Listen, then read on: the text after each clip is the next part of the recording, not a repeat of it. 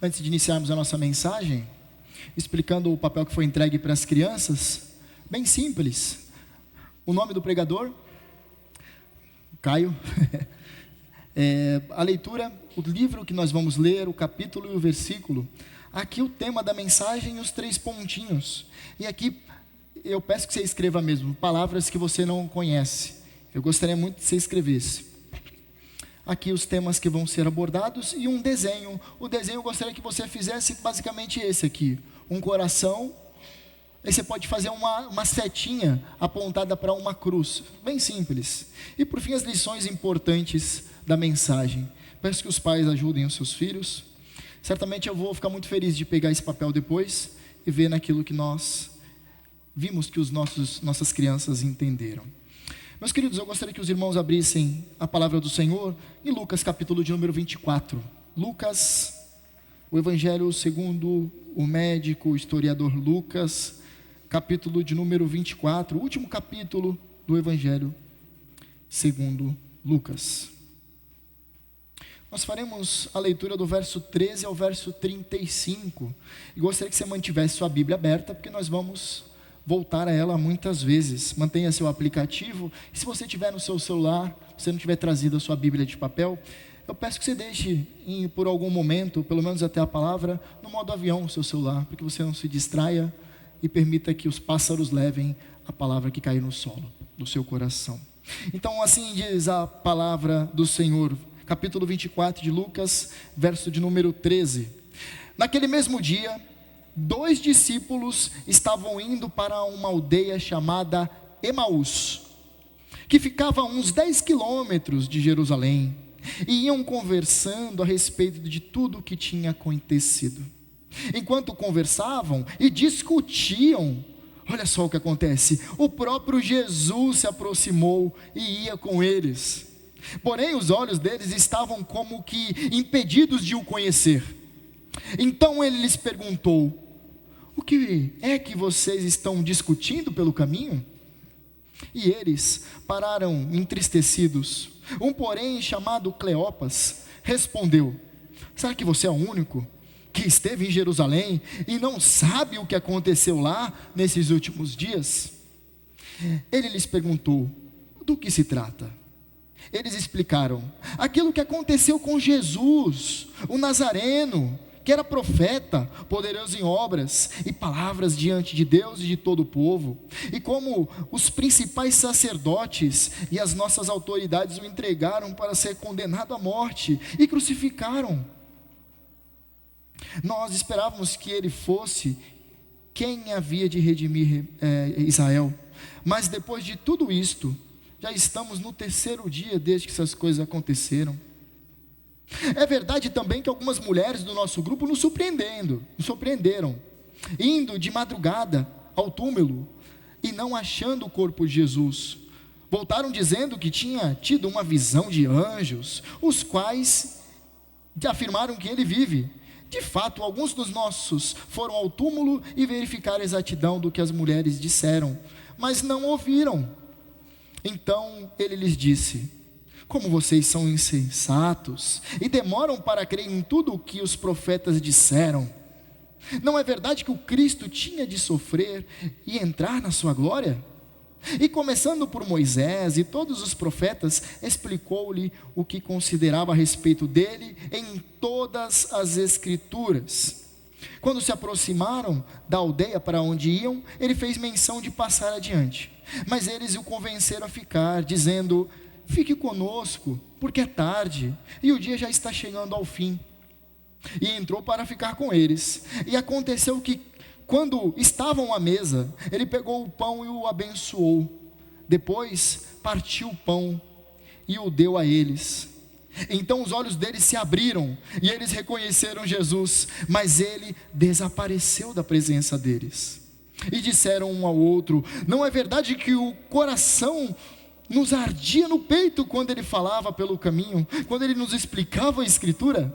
E na mesma hora, levantando-se, voltaram para Jerusalém, onde acharam reunidos os 11 e outros com eles, os quais diziam: de fato o Senhor ressuscitou e já apareceu a Simão.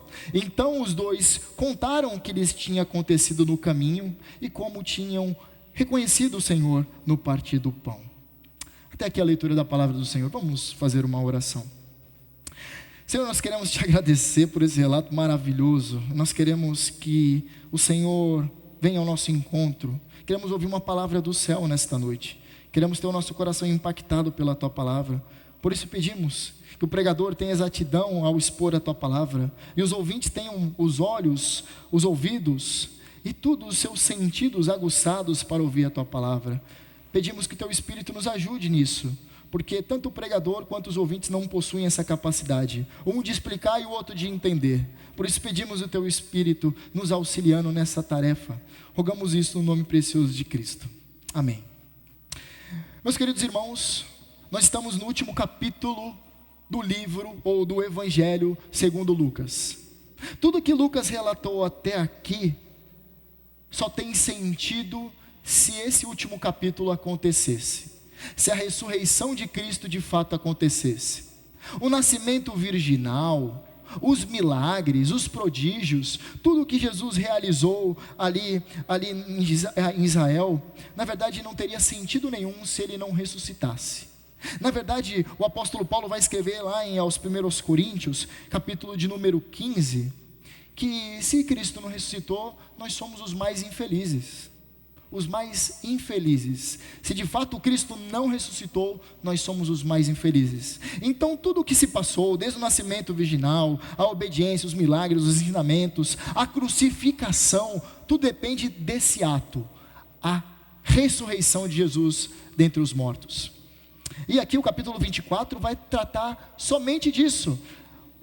Volte comigo, o verso de número 1, nós vemos lá a ressurreição de Jesus. No domingo acontece a ressurreição de Jesus. Verso de número 1. Mas no primeiro dia da semana, alta madrugada, o que aconteceu? As mulheres foram ao túmulo levando óleos aromáticos que haviam preparado e encontraram a pedra removida do túmulo. Mas ao entrar não acharam o corpo do Senhor Jesus. Aconteceu que, perplexa a esse respeito, apareceram 2 homens com roupas resplandecentes, que depois vão ser mencionados como os anjos.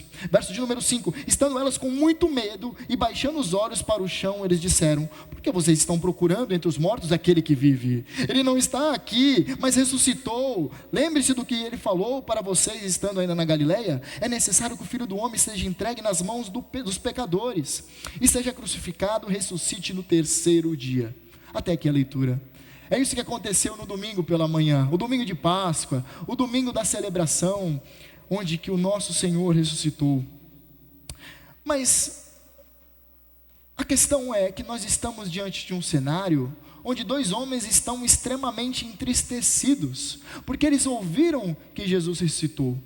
Eles ouviram falar que as mulheres de fato entraram no túmulo, viram 2 homens que falaram que ele havia ressuscitado, mas eles não viram. Depois alguns outros foram lá ver o túmulo e viram que de fato estava vazio, mas não viram Jesus lá. Então eles vão embora de Emaús, desanimados, entristecidos, como nós lemos. E aqui, meus irmãos, a pergunta que eu tenho para fazer para você: você já se sentiu desanimado? Desanimado na fé, desanimado com a vida, parece que sua vida perdeu o senso de propósito. É o que estava acontecendo no coração desses homens. Eles estavam sem senso de propósito, sem rumo na vida. Na verdade, a rota deles estava meio distorcida. Eles não sabiam para onde iam, estavam indo para Emaús. Depois de tudo que o Senhor Jesus fez, eles viram que aquele que ia redimir Israel estava morto. E eles demonstram abatimento. E muitos de nós nos encontramos assim, muitos crentes desanimados com a fé cristã. Muitos crentes falam: eu vou a esse culto, mas eu quero que o Senhor fale comigo. O Senhor não fala comigo, acho que eu nem vou no próximo. Parece que Ele não fala comigo mais. Parece que todo culto o Senhor fala com outras pessoas, mas eu não o ouço. Ele não fala ao meu coração. Eu estou sem propósito, eu estou perdido no meu rumo. E por isso o tema dessa mensagem é redirecionando a rota do coração. Por que esse tema que eu dei? Porque a rota do coração, a minha ideia é mostrar que o coração daqueles homens estava indo para uma outra rota, porque o coração deles estava perdido naquilo que era verdadeiramente o certo para o coração deles estarem ardendo. O que eu quero mostrar é que no pensamento hebraico, o coração é a sede dos pensamentos, da vontade, das emoções, é a sede religiosa do indivíduo. Quando nós vemos várias vezes o termo coração ali, eu já expliquei isso, ele não está falando do músculo que bombardeia sangue, não é desse músculo que fica o miocárdio, ele não está falando disso. Quando o autor bíblico sempre escreve coração, os autores bíblicos escrevem coração, de acordo com a mentalidade judaica, é a sede do homem, o homem é coração. Certo que o homem é alma, o homem é espírito, o homem é força, sim, o homem é sentimento, o homem é intelecto, o homem é alma, sim, mas quando junta tudo isso, geralmente os autores bíblicos escrevem que o homem é coração. Nós somos coração, somos sedes vitais, onde a presença do Senhor habita. Quando o Senhor ele vem a nós, ele transforma o que em nós? O coração, é o coração. Lá em Ezequiel, acerca da aliança prometida no Antigo Testamento e cumprida em Cristo Jesus, ele fala que vai tirar o coração de pedra e vai dar um coração de carne. O coração fala daquilo que, a boca fala daquilo que o coração está cheio. Todas as vezes que o coração é mencionado, ele se refere à sede vital do homem. Então o tema da nossa mensagem é redirecionando a rota do coração. Para onde seu coração está apontando? Para onde seu coração está indo? Qual a rota que você tem percorrido? E nós vamos nos ater a este texto tão precioso. E eu quero que o Senhor fale contigo nesta noite.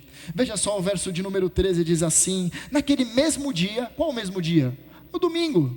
No mesmo dia onde que os anjos apareceram para as mulheres e disseram: o que vocês estão procurando aqui entre os mortos, aquele que está vivo? Ele já ressuscitou. É nesse mesmo dia, no domingo, 2 discípulos estavam indo para uma aldeia chamada Emaús. Lucas, ele é muito preciso em registrar as coisas. Ele era um historiador, ele era um médico. E aí primeiramente ele faz um marco temporal, no domingo.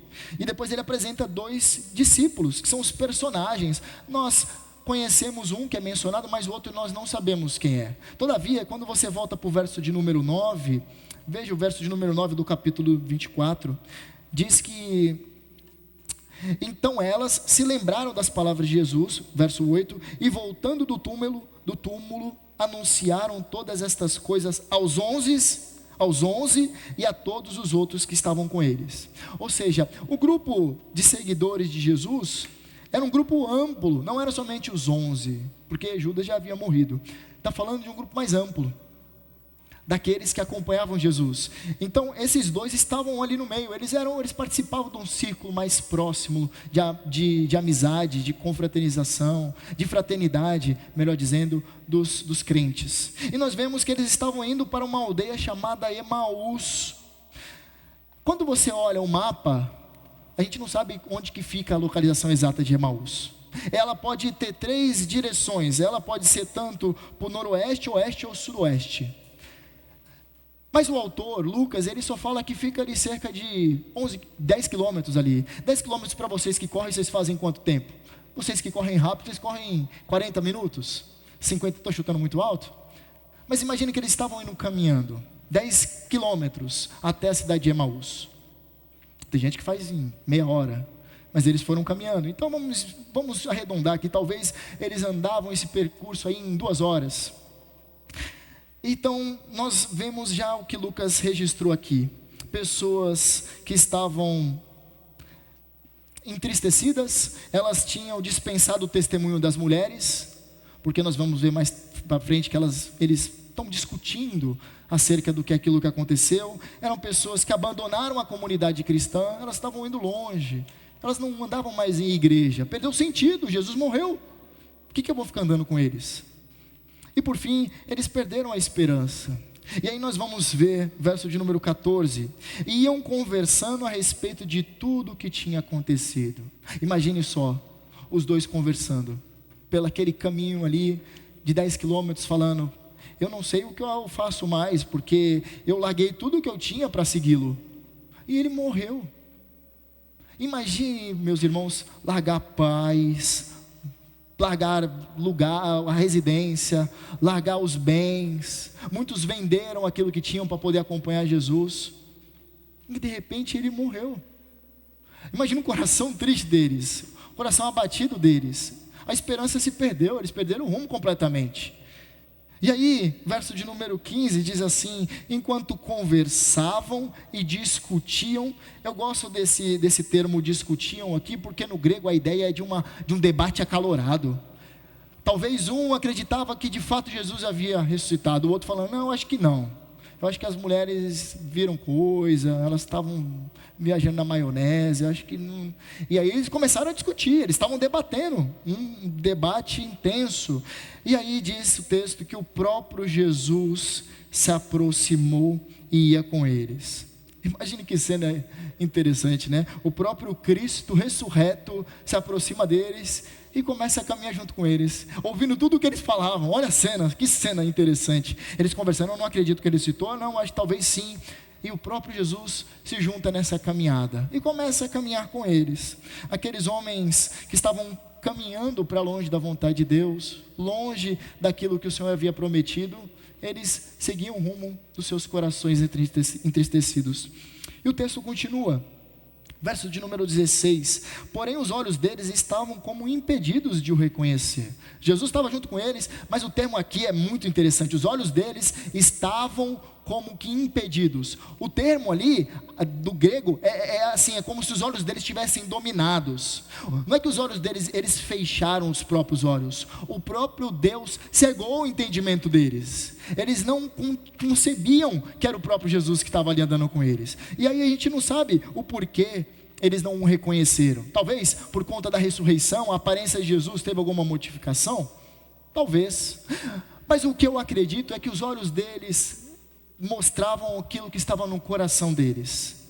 Eles estavam cegos diante da realidade espiritual. O problema deles não era intelectual, mas espiritual. Eles não acreditavam que Jesus estava ressurreto.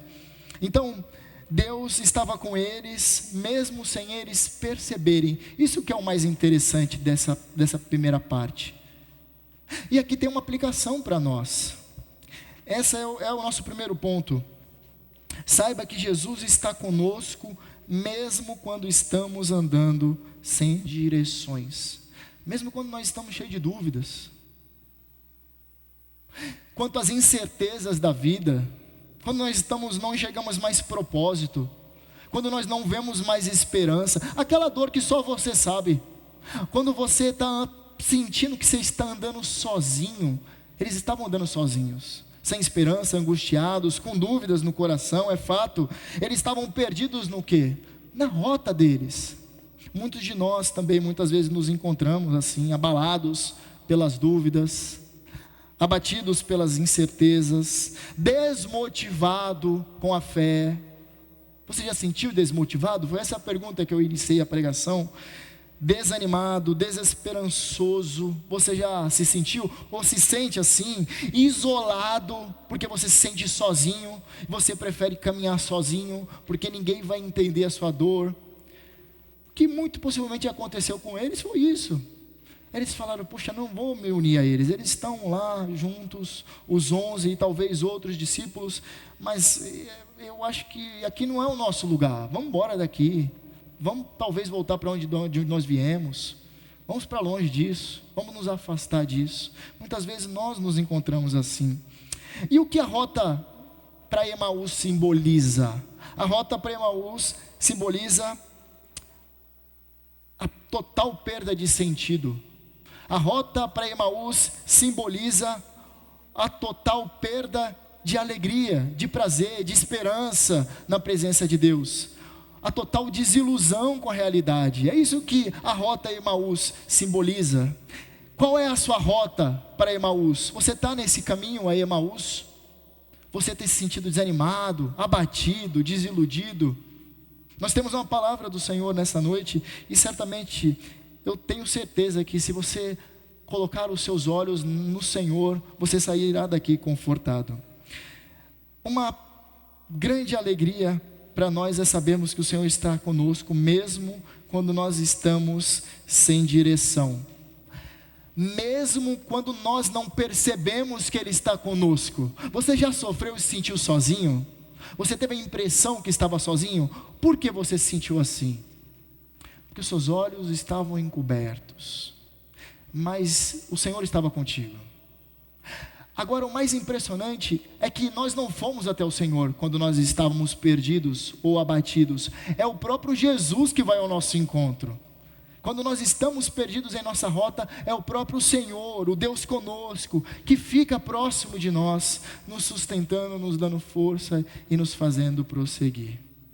Isso é maravilhoso, meus irmãos, porque nós não podemos ter certeza de muitas coisas na vida, mas uma coisa é fato, e nós podemos cravar isso: o Senhor não é um Deus que nos abandona.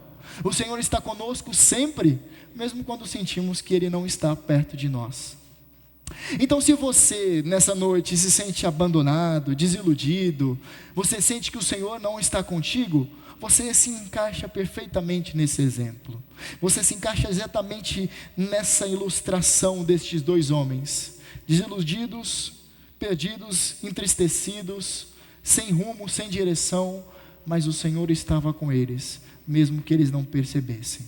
Saiba disso. O texto continua dizendo assim: então ele lhes perguntou, que interessante, o próprio Jesus perguntando para eles. Jesus, ele deseja que tenha no coração deles. Jesus deseja ouvi-los. É assim que funciona a nossa oração. Quando nós oramos ao Senhor, meus irmãos, não é para comunicar o que Ele já saiba. O Senhor sabe de todas as coisas. A nossa oração serve para nós colocarmos o nosso coração diante do Senhor. E por meio das nossas palavras, a boca fala daquilo que está cheio. Nós mostramos o coração ao Senhor. Nós mostramos aquilo que está aí dentro de nós, diante da sua presença. É isso que é a oração. E o que o Senhor está fazendo aqui? Eu quero ouvir o que eles têm no coração deles. E aí ele questiona. Então ele lhes perguntou: o que vocês estão discutindo pelo caminho? E eles pararam entristecidos. E aí temos o nome de um personagem, Cleopas. Cleopas é aquela pessoa que fala cheio de si, mas fala uma besteira. A gente não vê Cleopas mencionado em nenhum momento mais na Escritura, só nesse momento.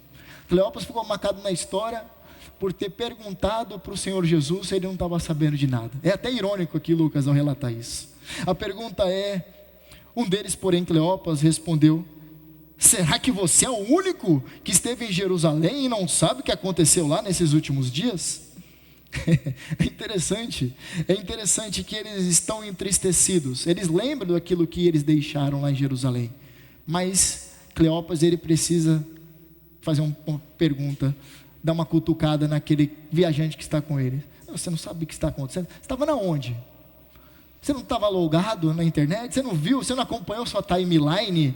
Onde você estava? Você não viu os noticiários? Onde você estava com a cabeça? Onde você estava?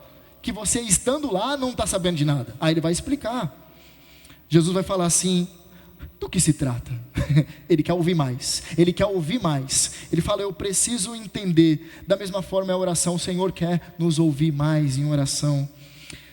Eles explicaram aquilo que aconteceu com Jesus, o Nazareno, que era profeta poderoso em obras e palavras diante de Deus e de todo o povo. Olha só, Jesus o Nazareno. Geralmente quando essas palavras Jesus de Nazaré, ou Jesus o Nazareno, são colocados juntos, geralmente os autores dos evangelhos, eles querem mostrar que ele era um fazedor de milagres. Ele tinha poder para realizar milagres. Quando nós vemos o termo Jesus de Nazaré, observe a sequência, sempre está relacionada a milagres.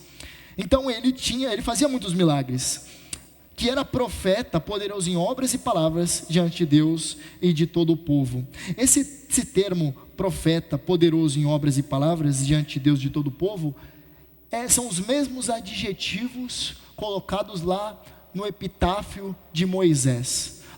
Lá em Deuteronômio capítulo de número 34, essas mesmas expressões são colocadas lá. Então atribuem a Jesus o título de libertador. Ele era o libertador, maior que Moisés que viria. E o texto continua dizendo assim: e como os principais sacerdotes e nossas autoridades o entregaram para ser condenado à morte e o crucificaram. Os principais sacerdotes e as autoridades, obviamente estão falando dos líderes religiosos judeus, e está falando das autoridades romanas. Eles entregaram Jesus para ser condenado e o crucificaram. Agora eu grifei mais forte: nós esperávamos que fosse ele quem havia de redimir Israel. Veja só, meus irmãos, Jesus tem um tríplice ofício. Ele é profeta, rei e sacerdote.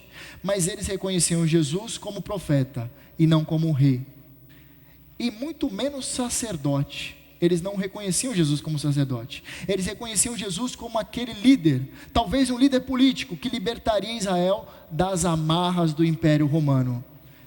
O entendimento deles ainda era aquela ideia de um líder político, um rei libertador, um rei que libertaria o povo de Israel daquela opressão romana. É isso que estava no coração deles, e Jesus precisava ouvir. Era isso que ele queria ouvir. E eles continuam: mas depois de tudo isso, já estamos no terceiro dia, desde que essas coisas aconteceram. Aqui a gente não sabe se é uma marcação de tempo, ou eles se lembravam acerca da ressurreição que aconteceria no terceiro dia. Eu acredito que eles estão fazendo somente uma marcação de tempo, porque se eles dessem crédito que Jesus ressuscitaria o terceiro dia, eles estariam onde? Indo para Emaús? Não, eles estariam lá com os outros 11. E o texto segue: é verdade também que algumas mulheres do nosso grupo nos surpreenderam, nos deixaram assustados, indo de madrugada no túmulo e não achando o corpo de Jesus. Veja só, eles conheciam os fatos do Evangelho, eles tinham informações, mas eles não conheciam a glória do Evangelho, eles ainda não haviam se apropriado das verdades do Evangelho. E o texto vai para o verso de número 23, parte B. Voltaram dizendo que tinham tido uma visão de anjos, os quais afirmam que ele vive. Eles ouviram a boa notícia, mas eles não deram crédito à boa notícia, porque o coração deles estava perdido na rota deles, os olhos deles estavam obscurecidos.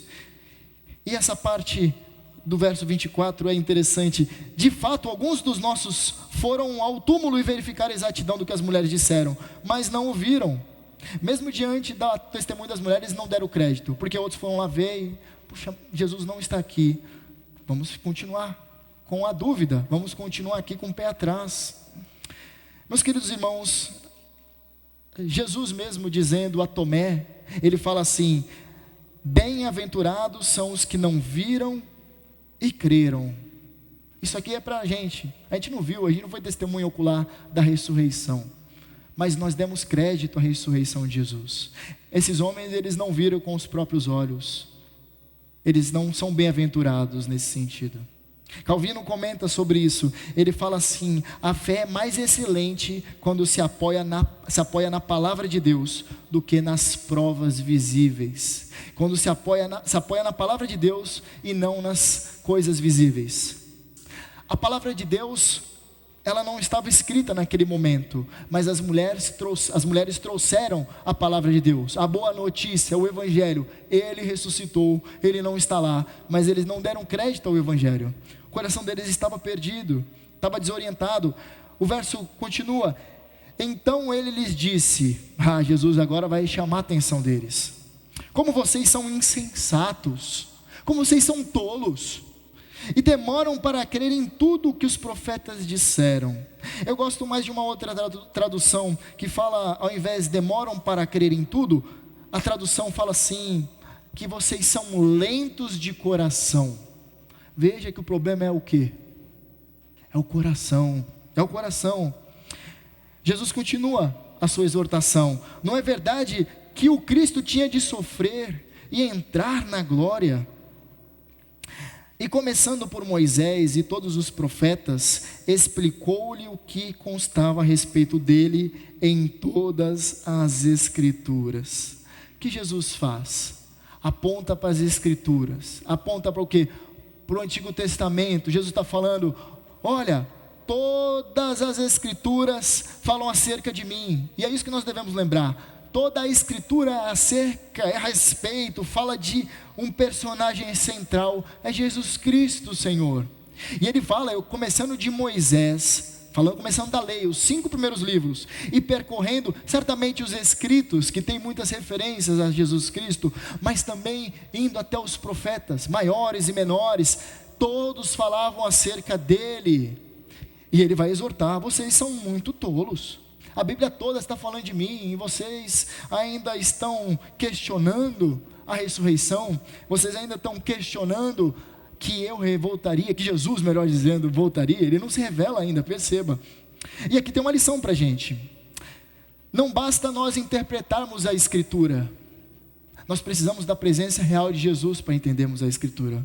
Por isso que ao início da oração, antes de iniciarmos a mensagem, nós rogamos a iluminação do Espírito, nós rogamos a presença real de Deus para nos ensinar. Interpretação de um texto, até um ateu consegue interpretar, mas iluminar verdades espirituais, somente a presença de Deus pode fazer. E nós precisamos do Senhor, precisamos da presença dEle. E aí, Lucas continua a narração aqui. Quando se aproximavam da aldeia para onde iam, eles estavam chegando, 10 quilômetros, é rapidinho. Ele faz menção de passar adiante. Jesus fala assim, talvez querendo ver o que estava no coração deles: eu acho que eu vou continuar. Por quê? O Senhor Jesus, Ele gosta de ser buscado. Lembra que eu falei que o Senhor, Ele quer ouvir o que está no nosso coração, em nossas orações? Mas o Senhor Jesus, Ele gosta de ser buscado, Ele gosta de ser desejado. Por isso que nossos momentos de devocionais, às vezes demora para parecer que Deus está falando conosco. O Senhor gosta de ser desejado. Olha que Charles Riley diz: o Senhor Jesus, Ele ama extrair nossos desejos e nos compelir a exercitar nossas afeições espirituais, esperando por nossas orações. Ele não vem a nós tão rápido em nossas devocionais. Ele está extraindo de nós o nosso desejo mais verdadeiro e profundo por Ele. Quando você estiver em oração e parece que o Senhor não está falando contigo, e você está angustiado, e está nesse mesmo padrão de desesperança, está lendo as Escrituras, está orando ao Senhor, falando: Senhor, eu quero que o Senhor fale comigo, eu estou desesperado aqui. Continue orando, continue declarando quem Ele é bom, Ele é maravilhoso. Continue falando sobre a sua bondade, a sua fidelidade. Continue orando na presença do Senhor e continue lendo a Escritura. O Senhor está querendo extrair os seus desejos mais profundos. É assim que Ele fez com os discípulos. Agora veja só o verso de número 30. E aconteceu, verso de número 29. Mas eles o convenceram a ficar, dizendo: fique conosco, porque já é tarde, e o dia está chegando ao fim. Fique com a gente mais um pouquinho. Jesus queria ouvir isso deles. E Ele entrou para ficar com eles. Já que vocês insistem, vou entrar, vou ficar com vocês. E aconteceu que quando estavam à mesa, meus irmãos, e Ele pegou o pão, e o abençoou, e depois partiu o pão, e o deu a eles. Perceba os verbos semelhantes da última ceia. E Ele pegou o pão, e Ele tomou o pão e abençoou, depois partiu o pão e deu a eles. Esses mesmos verbos estão lá na última ceia do Senhor. E o que vai acontecer aqui? Então os olhos deles se abriram e eles reconheceram Jesus, mas Ele desapareceu na presença dele. A ideia aqui do texto grego não é que os olhos deles abriram os próprios olhos, mas os olhos deles foram abertos. O próprio Senhor tirou aquela cegueira deles. E eles reconheceram Jesus, mas Ele desapareceu na presença deles. O grego fala que ele ficou invisível. Agora imagina a cena.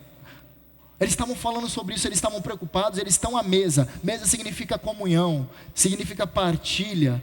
É o estado mais próximo dos indivíduos judeus. Ali é um momento de plena comunhão. E Ele toma o pão, Ele parte o pão, e de repente Ele desaparece.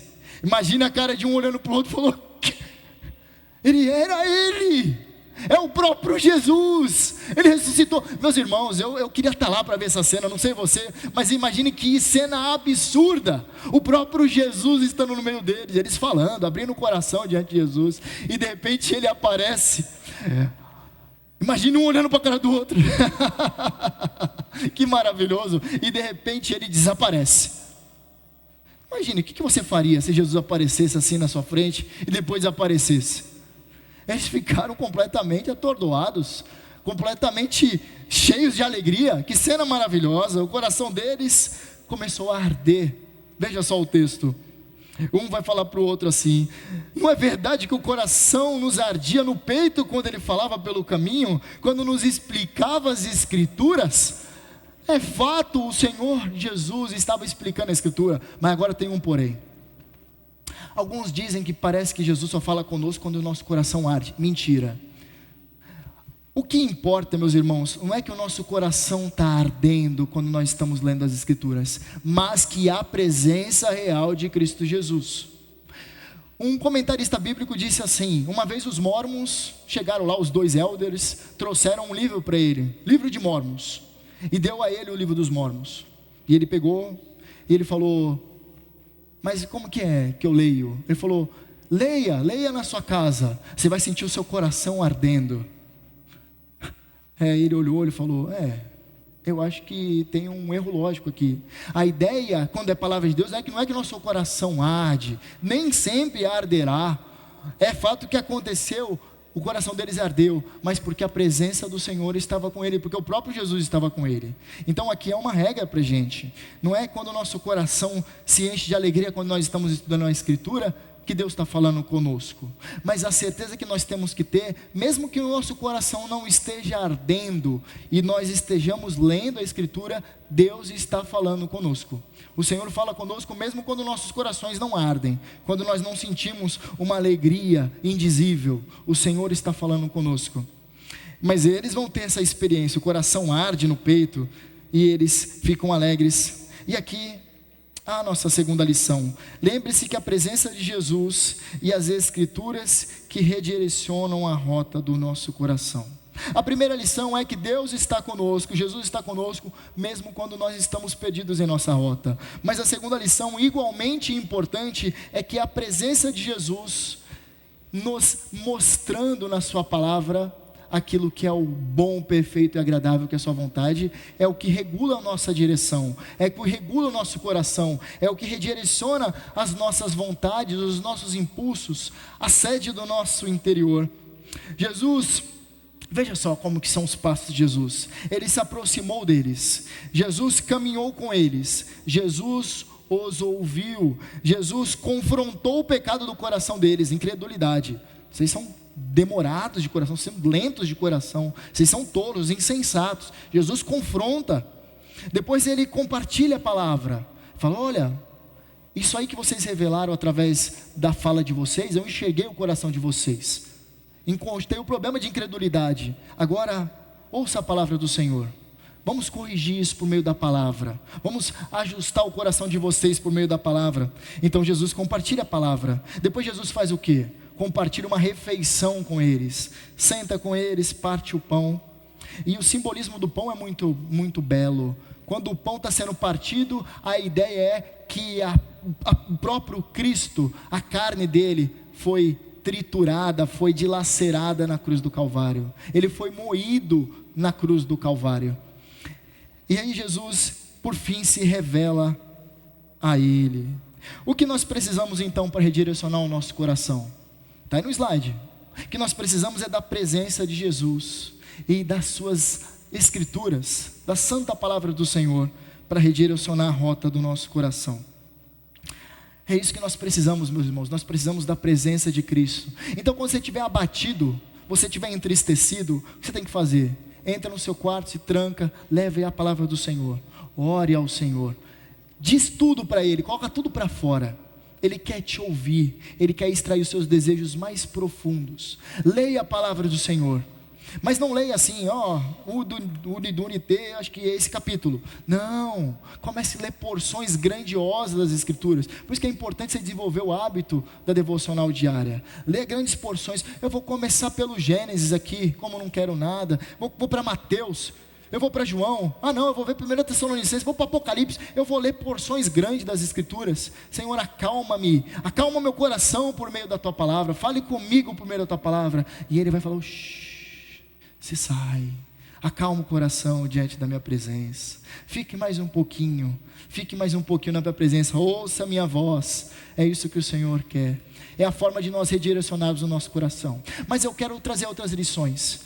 Como ser uma resposta de Deus para aquele que é aflito? Vamos olhar para o texto novamente.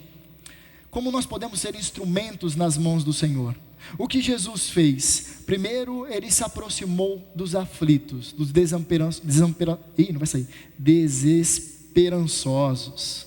Ele se aproximou daqueles que estavam abatidos. Ele se aproxima. E o que nós devemos fazer? Devemos oferecer a nossa companhia para o aflito. Como não quer nada, chega do lado da pessoa, fica com ela. E aí você começa a falar tudo que você tem solução para tudo. Começa a falar. É isso que tem que fazer? Não, vamos ver o exemplo de Jesus. Jesus faz o quê? Jesus caminhou com eles. Andou. Não sei quantos quilômetros Jesus andou. Se tinha 10 quilômetros, não sei quantos ele percorreu, mas ele percorreu alguns minutos. Foi andando. Faça isso também. Mas Jesus, ele não sai falando um monte de coisa, porque nós temos resposta para tudo, né? Temos receita de bolo para tudo. Jesus não faz isso, não. Olha o que Jesus faz aqui, Ele os ouve. Quero ouvir o que está no coração dele. Nós temos que oferecer os nossos ouvidos às pessoas que estão aflitas.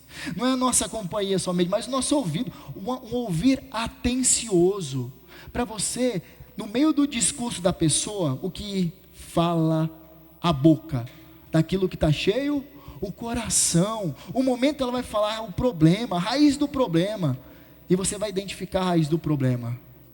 E você identificando a raiz do problema, você fala, puxa, como eu trato isso? À luz do quê? Do nosso conhecimento? Não, à luz da palavra de Deus. Mas Jesus, ele não fez carinho na incredulidade deles. Jesus confronta. Jesus confrontou eles. Mas nós não vamos confrontar. Nós vamos chegar, você está errado por causa disso, como um juiz. Nós vamos identificar a raiz do problema.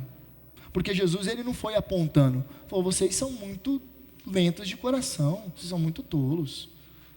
Vocês estão andando comigo um tempo já. Nós temos que fazer então, identificar o problema, identificar a raiz do problema. E aí depois nós vamos tratar com o quê? Com psicologia humanista. Nós vamos tratar com o quê? Com coaching. Com autoajuda. É isso que a gente trata o problema? Com palavra de afirmação. Você firma, continua, você é a resposta para os seus problemas. Olhe para dentro de si. A gente vai falar isso? Não, ele vai fazer como Jesus. Jesus vai fazer o quê? Vai oferecer a palavra de Deus. E vai mostrar com a palavra de Deus como esse problema pode ser resolvido. É assim que nós agimos no aconselhamento bíblico. E por fim, Jesus, ele vai compartilhar uma refeição com eles. Você não vai andar com a pessoa, ouvi-la, depois compartilhar um momento da palavra. O crente gosta de comer. Comer, não é não comer, não, é comer. Ele gosta de uma refeição, compartilha uma refeição. Quando eu ia pregar o caso de Elias lá na caverna. O Senhor, ele trata a depressão de Elias com o quê? Descansa, depois come, descansa, depois eu venho falar contigo. O comer é importante, ofereça alimento à pessoa. Vamos sair para dar uma volta. Você está tão aflito, vamos sair para dar uma volta, vamos comer uma pizza. Eu pago, eu vou pagar dessa vez. Estou aflito, viu, meus irmãos? Se vocês quiserem pagar uma pizza ao final, convide a pessoa, vamos sair, vamos dar uma volta, vamos à praia, tomar água de coco, o pastel é o que pago. É assim que a gente trata as pessoas aflitas. A gente não tem que chegar e falar, você está errado por causa disso. Não, Jesus, ele nem cita versículo, porque na verdade nem existia, mas ele não cita, falou, porque lá as porções são essas. Ele não pegou uma Torá na hora, ele não abriu um pergaminho no momento, ele disse aquilo que estava cheio coração dele, porque ele era a palavra, e nós devemos nos comportar como Jesus. E por fim, Jesus se revelou a eles. Nós vamos nos revelar? Não, ele vai falar o quê? Apontar para Jesus, porque é o único momento que as pessoas vão encontrar saída. Elas estão aflitas. Qual é a saída? Cristo. Tem uma igreja chamada Cristo é Resposta. É exatamente isso. Aponta para Jesus Cristo. Fala, esse problema aí que você está tomando, eu não sei lidar direito não, né? Eu posso até te ajudar, eu posso ter uma refeição contigo, a gente pode caminhar, posso te ouvir, mas Jesus que resolve isso aí.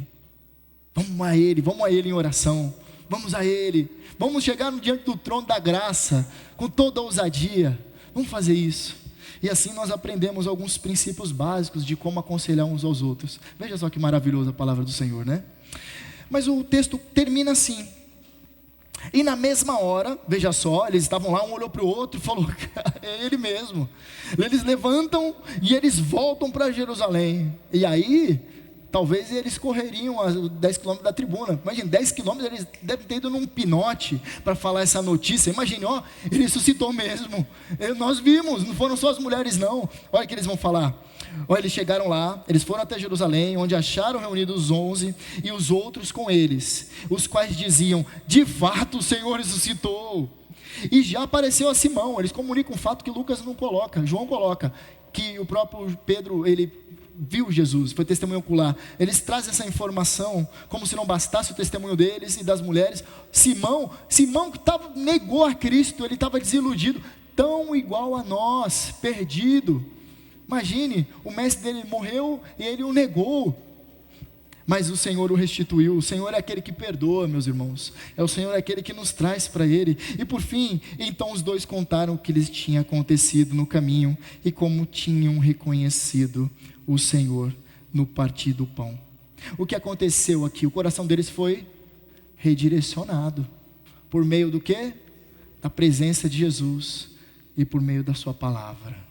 É assim que nós somos restituídos das nossas aflições. Quando nós estamos terrivelmente aflitos, o Senhor na sua presença, Ele nos restaura e nós conseguimos prosseguir. E a lição que nós tiramos disso aqui é a última.